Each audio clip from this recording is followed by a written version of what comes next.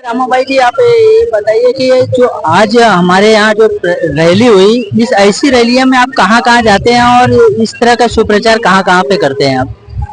मैं अभी पूरे देश भर में घूमता हूँ। अभी सभी राज्यों में जाता हूँ, अलग अलग जगहों पर। अभी दिसंबर माह चल रहा है और दिसंबर में जो है लोग देखा देखी इस भारतीय संस्कृति को नष्ट करने के लिए कोई नकली ही त्योहार लेकर के आ गए। यहाँ क्रिसमस, ये क्रिसमस हमारा त्योहार, हमारा पर्व नहीं है भाई। ये ईसाइयों का और विदेशी कल्चर का त्योहार है। हमारा नया साल आता है गुड़ी पड़वा पर। महाराष्ट्र में हम सब गुड़ी पड़वा मनाते हैं, पंजाब में इसे बैसाखी के रूप में मनाते हैं। तो देखा देखी भारत की संस्कृति को नष्ट करने के लिए ये कल्चर यहाँ से जरूर किया जा रहा है। अभी 25 दिसंबर से लेके 31 दिसंबर तक होटलें बुक होगी, शराब और मांस परोसा जाएगा। हमारे भारत के युवाओं को किधर ये लेके जा रहे हैं कल्चर।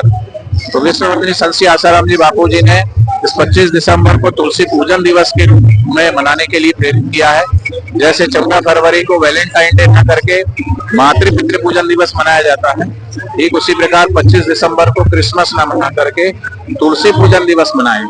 इसका वैज्ञानिक आधार भी है और आध्यात्मिक आधार भी है। तुलसी, हर हिंदू के घर में तुलसी का पौधा होता है। आज तुलसी की महिमा भूल गए, भारतीय संस्कृति को भूलते जा रहे हैं। तो जैसे 800 प्रकार की बीमारियों मिटाने की शक्ति तुलसी रखती है, और तुलसी को भगवान का जो भोग लगाया जाता है उसमें तुलसी का अगर पत्र न डाले भगवान उसे स्वीकार नहीं करते। इतनी पवित्र और पावन जो है तुलसी का जो है महिमा है, इसलिए तुलसी की महिमा जन जन तक पहुंचे, इसलिए तुलसी की महिमा को जन जन तक पहुंचाने के लिए विश्व वंदनीय संत श्री आसाराम जी बापू जी ने ये मुहिम छेड़ी है। पूरे देश भर में, पूरे विश्व भर में 25 दिसंबर को तुलसी पूजन दिवस मनाया जाता है। आज मुंबई में लेकर ये बासी से लेकर नवी मुंबई होते हुए इधर इस क्षेत्र में हरिनाम कीर्तन यात्रा निकाली गई है। अभी और भी निकाली जाएगी देश भर में। तो मैं आज इधर मुंबई से, महाराष्ट्र में हूँ, और आज ये तुलसी पूजन दिवस के उपलक्ष्य में ये हरिनाम कीर्तन यात्रा निकाली गई है। अभी यहाँ पर सत्संग होगा और उसके बाद तुलसी पूजन दिवस यहाँ मनाया जाएगा। पूरे देश भर में ये कार्यक्रम चल रहे हैं। अभी 10 दिन तक मुंबई हूँ, मुंबई के बाद महाराष्ट्र में पूना क्षेत्र में जाऊंगा, पुणे क्षेत्र के बाद मराठवाड़ा में जाऊंगा। क्योंकि विश्व वंदनीय संत श्री आसाराम जी बापू जी को इन्हीं देवी कार्य और सेवा कार्यों को रोकने के लिए ही ये कुचक्र रचा गया है। वो निर्दोष होते हुए भी उनको झूठे केस में, पोक्सो एक्ट में फंसा करके, और 12 साल हो गए उनको। अभी पैरोल मिली है, लेकिन उनको बेल मिलनी चाहिए। वो निर्दोष है, उनको वाइज्जत वरी करना चाहिए। हम माननीय न्यायालय से भी अनुरोध करते हैं। और करोड़ों करोड़ों भक्त आज भी बापूजी के चरणों से जुड़े होकर अपने अपने क्षेत्र में गुरुदेव के बताए हुए मार्ग पर चल रहे हैं, सेवा और साधना में लगे हुए हैं। जैसा कि मैं रैली में आपके साथ चारों तरफ लगा था और भी जगह कवर करने जाता हूँ।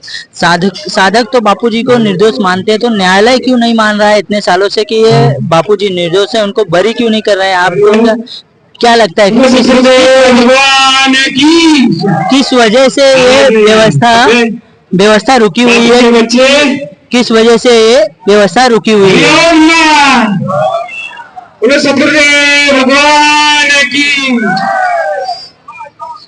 आपको क्या लगता है कि मतलब जब साधक हैं, इतने सारे करोड़ों करोड़ों साधक हैं, वो बापूजी को निर्दोष मानते हैं, तो न्यायालय को या फिर यहाँ के लोकतंत्र को, सरकार को क्यों नहीं दिखता है कि बापूजी निर्दोष हैं, उनको बरी किया जाए?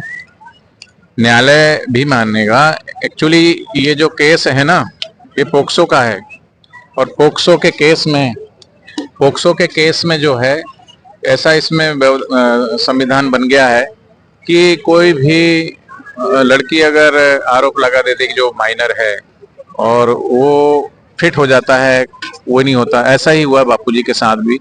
एक तो लड़की नाबालिग नहीं है, बालिग है, उसके 5 हमने साक्ष्य दिए हैं। तो अभी सेशन कोर्ट में हमारा जो है केस चल रहा था, वहां से बापूजी को सजा सुनाई। लेकिन अभी हाई कोर्ट और सुप्रीम कोर्ट है, तो ऐसा नहीं मानना चाहिए कि भाई सेशन कोर्ट ने बोल दिया। भाई सेशन कोर्ट है, उसके बाद हाई कोर्ट है, फिर सुप्रीम कोर्ट है। ये कोर्ट बने इसलिए है कि निचली अदालत में कोई ना कोई त्रुटियां रह जाती है किसी न किसी प्रकार की, उसको हाई कोर्ट में फाइल किया जाता है, सुप्रीम कोर्ट है। तो ऐसे कितने सारे केस हैं जो सेशन कोर्ट में इस तरीके से सजा सुना दी। हाई कोर्ट से, सुप्रीम कोर्ट से वो बाइज्जत बरी हुए हैं। तो बापूजी को तो बाइज्जत बरी होना ही है, माननीय न्यायालय से भी हमको पूरी उम्मीद है। और आज समाज के सब लोगों को भी अच्छे से पता है कि ये जो राजनीतिक षड्यंत्र हुआ है इतना बड़ा, तो हमें विश्वास है कि आने वाले समय में बापूजी बाइज्जत बरी होकर, निर्दोष होकर के हम सबके बीच में आएंगे और दूध का दूध पानी का पानी हो जाएगा। बापूजी के जो करोड़ों साधक हैं, आपको लगता है कि इन सब चीजों से बापूजी के साधकों पे कुछ असर पड़ा है, उनके साधक कुछ कम हुए हैं? नहीं नहीं, कैसे सच्चाई कभी छुप नहीं सकती, बनावट के उसूलों से खुशबू कभी आ नहीं सकते निंदक के कागजी फूलों से। निंदक की निंदा कागज के फूल के समान है। आप देख सकते हो, हर जगह मैं जाता हूँ, पूरे देश भर में जहाँ जाते हैं वहाँ साधक उमड़ उमड़ करके आते हैं। तो ये गुरुदेव का सच्चा प्रेम और सच्चा सत्संग की सुबास है सबके हृदय में। और गुरुदेव के देवी कार्य, सेवा कार्य जो समाज को उन्नत कर रहे हैं, वो आज भी कर रहे हैं, पूरे देश और पूरी दुनिया जानती है। और यही कारण है कि विगत 12 वर्ष होने को जा रहे हैं, उसके बावजूद भी बापूजी का कोई भी साधक गुरु के द्वार से, गुरु चरणों से दूर नहीं हुआ, बल्कि पहले से भी अपनी श्रद्धा, अपनी भक्ति, अपनी सेवा, अपनी निष्ठा पूर्ण रख करके और मजबूती से अपने गुरुदेव के देवी कार्य और सेवा कार्य को जनता तक पहुंचा रहे हैं। अभी पूरे देश भर में मैं कह रहा हूं कि जैसे मातृ पितृ पूजन दिवस करीबन 56 करोड़ लोगों तक मातृ पितृ पूजन दिवस पिछली बार मनाया। इस बार 60 करोड़ भी हो सकता है, 70 करोड़ भी हो सकता है। ठीक इसी प्रकार ये मातृ पितृ पूजन की तरह तुलसी पूजन भी व्यापक होते जा रहा है। पूरे देश भर के विद्यालयों में, कॉलेजों में, गुरुद्वारों में, हर गली, हर मोहल्ले, हर गांव में तुलसी वृंदा अभियान चल रहा है। ये पर्यावरण की दृष्टि से भी और आध्यात्मिक दृष्टि से भी ये तुलसी पूजन दिवस बड़ा महत्व रखता है। और देखा देखी जो पाश्चात्य कल्चर की ओर जो अंधानुकरण हमारी युवा पीढ़ी का जो होने लगा था, एक तो एक क्रिसमस के चक्कर में चर्चों में जाने लगे, धर्म परिवर्तन करने लगे। मैं मुंबई में हूँ और इधर मुंबई, नवी मुंबई में हूँ। अभी पिछले वर्ष में जब आया था तो मुंबई में ही उल्लासनगर क्षेत्र है, उल्लासनगर क्षेत्र में एक ही समाज के 30,000 लोग, 30,000 संख्या बहुत बड़ी होती है, ईसाई मिशनरियों के चक्कर में पड़ करके, धन के प्रलोभन में आकर अपना धर्म परिवर्तन कर लिया सिंधी समाज के लोगों ने। तो ये बड़ा सोचनीय और विचारणीय विषय है कि हमें लोगों को जगाना है अपनी संस्कृति को। छत्रपति शिवाजी महाराज ने अपनी संस्कृति के लिए क्या नहीं किया। गुरु गोविंद सिंह जी अपने ये जो 25 दिसंबर है वो शहीदी दिवस कहलाता। गुरु गोविंद सिंह जी के साहिबजादे शहीद हुए, तो वो भूल गए लोग। गुरु गोविंद सिंह के बच्चों की कुर्बानियों को भूल गए और चर्चों में जाने लगे। कैसी विडंबना है। तो हमें पुनः अपनी संस्कृति याद दिलाना है। इसी को देखते हुए पूरे देश भर में बापूजी के साधक भारतीय संस्कृति के प्रचार में लगे हुए।